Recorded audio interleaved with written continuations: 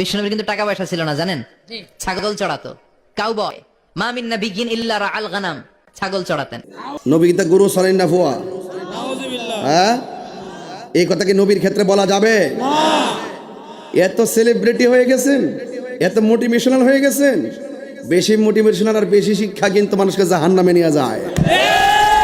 কিন্তু আপনি হাজারটা দিলে লাভ হবে কি যদি আপনি নবীর বিরুদ্ধে কথা বলেন? প্লিজ প্লিজ আমার নবীকে নিয়ে আর তামসা করবেন না।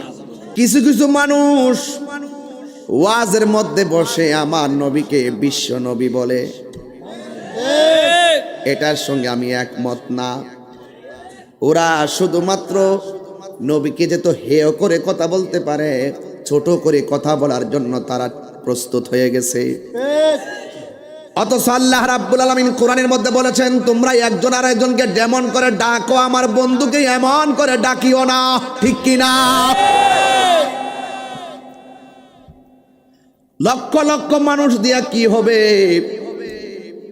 কিন্তু আমি দেখলাম আপনি এত বড় লক্ষ লক্ষ মুলুকের সামনে আপনি বলতেছেন নবী নাকি কাউ বই ছিল।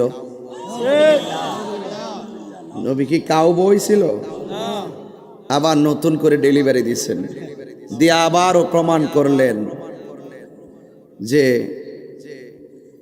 আমরা এ দেশের সুন্নিয়তের হক যে আকীদা, এটার জন্য এটাকে প্রতিষ্ঠিত করতে তারা চায় না, তারা বাহিরের এজেন্ডা বাস্তবায়ন করতে চায়, বদ আকীদাকে প্রমোট করতে চায়। তাওবা করেন, সুস্পষ্ট কুফরি বক্তব্য। নবীজিকে কাউ বয় বলা এটা কুফরি বক্তব্য। নবীর শানে এই সমস্ত শব্দ চয়ন করা যাবে না। কথা বলেন ঠিক কিনা বলেন?